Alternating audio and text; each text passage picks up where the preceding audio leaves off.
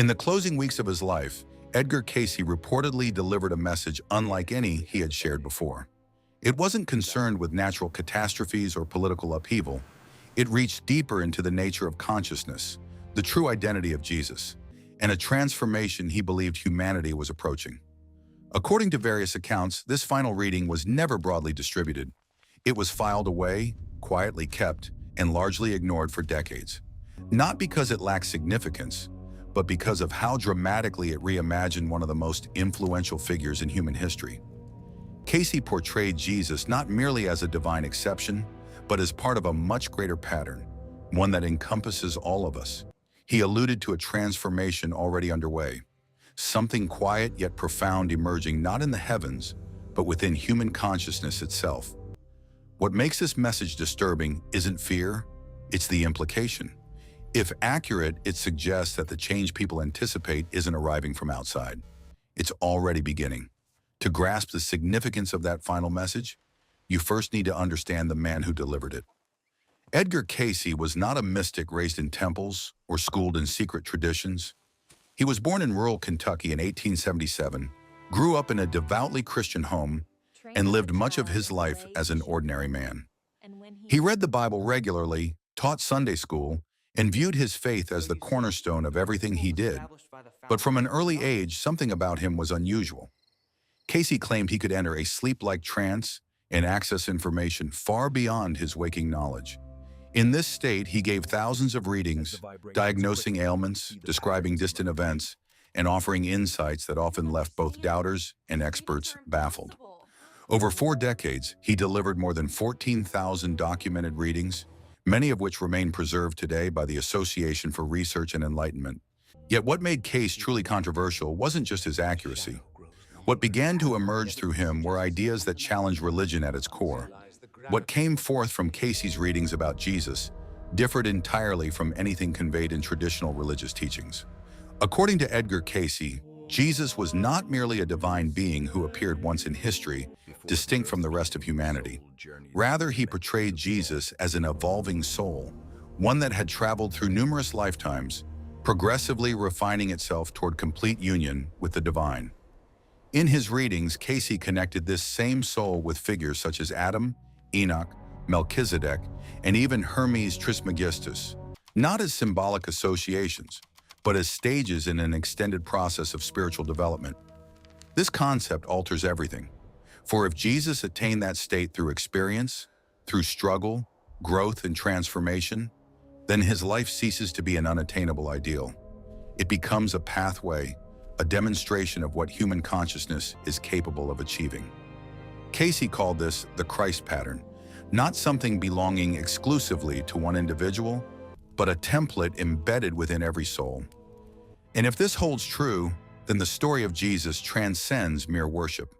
It concerns evolution. One of the most neglected mysteries in the life of Jesus is also among the most remarkable. Between the ages of 12 and 30, the historical record falls nearly silent. For almost 2 decades, there exists no detailed account of his whereabouts, his activities, or how he prepared for the role he would eventually assume. Traditional explanations propose a quiet existence in Nazareth, but according to Edgar Cayce, those years were far from ordinary. In his trance readings, Cayce described a period of travel and study. He maintained that Jesus journeyed through regions including Egypt, Persia, and India, immersing himself in various spiritual traditions, learning from diverse schools of thought, and experiencing the full depth of human seeking. Long before these ideas gained modern attention, a traveler called Nicholas Notovitch claimed to have found ancient documents in India describing a spiritual teacher named Isa, whose message bore remarkable similarities to the teachings attributed to Jesus. While scholars have questioned this account, the resemblances remain striking. If there is validity to these records, the implications are significant. Jesus did not simply possess wisdom, he actively pursued it. Following years of seeking, learning, and deepening his insight, what message did Jesus ultimately convey? Based on the readings of Edgar Cayce, it was neither a new religious institution, nor inflexible dogma, nor a mechanism of power. It was something much more immediate and much more demanding. His essential teaching was straightforward. The link to the sacred does not exist outside yourself. It already resides within. Cayce stressed that Jesus did not intend to create hierarchical structures or require veneration. Rather, he exemplified a level of awareness, which Cayce termed the Christ consciousness, a mode of existence grounded in oneness, love, and recognition of the sacred nature present in everything. This concept transforms our understanding entirely. For if the divine is not accessed through organized religion, but discovered inside oneself, then institutional authority loses its significance. The obligation shifts to the individual. From this perspective, Jesus was not seeking elevation above humankind, but offering himself as a model of human potential, not a leader demanding unquestioning obedience, but a way of living to be embraced. If his teachings carried such directness and liberation, why are they not more evident in established religious tradition? According to those who have studied Edgar Cayce's work, the answer is not that these teachings were absent, but that certain wisdom was not equally maintained. In 1945, ancient manuscripts were unearthed near Nag Hammadi. These texts, frequently linked to early Christian mystical traditions, contain concepts remarkably aligned with Cayce's descriptions, emphasizing an immediate inner relationship with the divine and the principle that spiritual understanding emerges from within rather than from external powers. These perspectives stand apart from structured doctrine. They prioritize experience over belief, awareness over obedience. Some scholars propose that certain teachings may have been set aside over time, not necessarily through deliberate deception, but as part of establishing a cohesive religious structure. Others view the omission as reflecting deeper conflicts between institutional control and individual empowerment. Regardless of the cause, the outcome remains unchanged. A form of spirituality focused on inner transformation faded from view as external systems emerge in its place. Now, these ancient ideas appear to be returning. If these deeper teachings are resurfacing today, the natural question becomes, why at this particular moment? According to Edgar Cayce, humanity moves through recurring phases of evolution, cycles during which established systems begin crumbling and fresh modes of thought start emerging. He connected our present era with what is commonly known as the Age of Aquarius, a period characterized not by stability, but by transition, and transition seldom feels easy. Cayce proposed that worldwide tension, uncertainty, and accelerating change are not arbitrary occurrences. They represent signs of pressure, not as punishment, but as transformation, a kind of resistance that compels both individuals and societies to reconsider their beliefs, their lifestyles, and what genuinely holds importance. Observing the contemporary world, the pattern becomes difficult to dismiss. Escalating geopolitical strain, environmental crises, technological upheaval, and social fragmentation are all occurring simultaneously. Institutions that once seemed enduring now appear vulnerable. From Cayce's viewpoint, this does not signal an ending. Rather, it marks the beginning of a transition, a juncture where humanity faces the choice between fear-based reactions or a more deliberate, unified path forward. Beyond individual transformation, Edgar Cayce also described changes on a worldwide scale, involving whole nations in shifting balances of global power.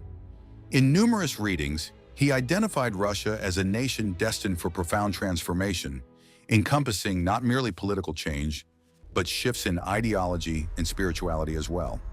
He suggested that Russia might eventually assume a significant role in guiding humanity toward a new path, though the precise nature of this role remains subject to interpretation. He also referenced China, characterizing it as a region where a widespread awakening might ultimately take root.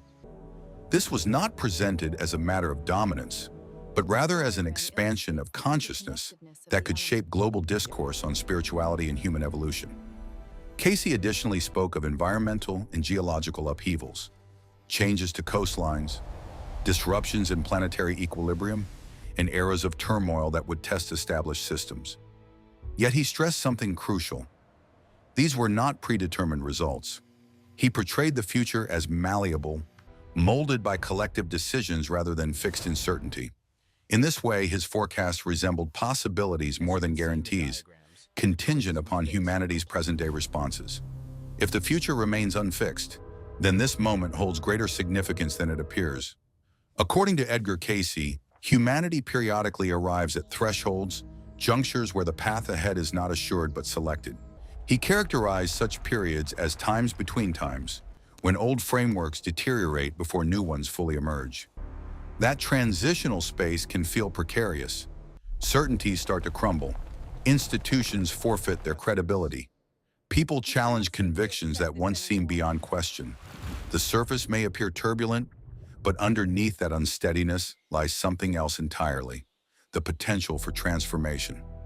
Cayce understood this moment as a decision point arising not from external forces, but from within human consciousness itself. A choice between responding through fear, separation, and domination, or advancing toward heightened awareness, accountability, and unity. This is not a singular worldwide decision made instantaneously. It manifests through people, through how they perceive, what they intend, and what they do. And when sufficient numbers of people transform, the collective trajectory starts to shift, not abruptly, but inescapably. In early 1945, Edgar Cayce was physically depleted. Years of uninterrupted readings had worn down his body, and those close to him understood he was approaching death. Then came one last session. Unlike the thousands that preceded it, this reading was unsolicited. It arose spontaneously, concentrated, clear, and devoted to a singular subject: the evolution of human consciousness. In that concluding message, Cayce did not depict a spectacular occurrence or a visible figure descending from above. Rather, he spoke of a progressive transition, what he called the emergence of an elevated awareness within humankind.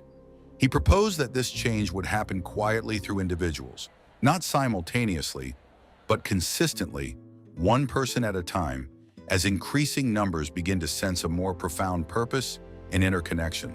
He also portrayed people who would experience this shift more intensely, souls who might feel they don't quite fit into the existing world, yet find themselves pulled towards something of greater significance. Most remarkable was his reframing of the Second Coming, not as a singular event, but as an internal awakening spreading among many. Until now, all of this may seem like history, speculation, or analysis. But here is where the message turns personal. According to Edgar Cayce, moments such as these, periods of uncertainty and change, are not coincidental. They are times when individuals are more inclined to question, to seek, and to discover something deeper within. If you have sensed that something is shifting, if you have questioned your life's path or felt pulled towards something beyond explanation, Cayce would say that is no accident.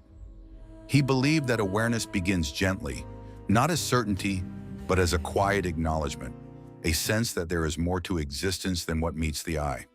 Yet acknowledgement alone is insufficient. One of the core concepts linked to Cayce is that understanding brings responsibility, not in a burdensome or oppressive manner, but in a straightforward, practical way. What you comprehend starts to influence what you decide, and gradually those decisions determine your path. In that regard, the question becomes not merely what is occurring in the world, but how you react to it. After examining everything about the life of Edgar Cayce, his interpretations of Jesus, the notion of hidden teachings, and the perception of a worldwide transformation, one essential message endures: change is not something taking place elsewhere. It unfolds through individuals. Cayce's viewpoint implies that the course of the world is not dictated solely by institutions, leaders, or vast systems, but by the collective impact of personal awareness and choice. Every decision, every shift in understanding, contributes in small yet significant ways. This does not demand dramatic action. It starts with attention: how you think, how you react, how consciously you navigate your life. If there is a turning point, it is not a singular moment in time. It is a gradual process formed moment by moment. From this perspective, the concept of transformation is neither remote nor theoretical. It is immediate, practical, and continuous. And whether or not one embraces Cayce's interpretations, the fundamental question remains pertinent. If change is already underway, what part will you choose to play within it? If this message spoke to you, do not keep it to yourself. Share this with someone who has been seeking deeper answers lately. You never know who might need to hear this right now. If you want to continue exploring these concepts surrounding consciousness, purpose, and where our world is going, subscribe and join us for what lies ahead. It only gets more profound from here.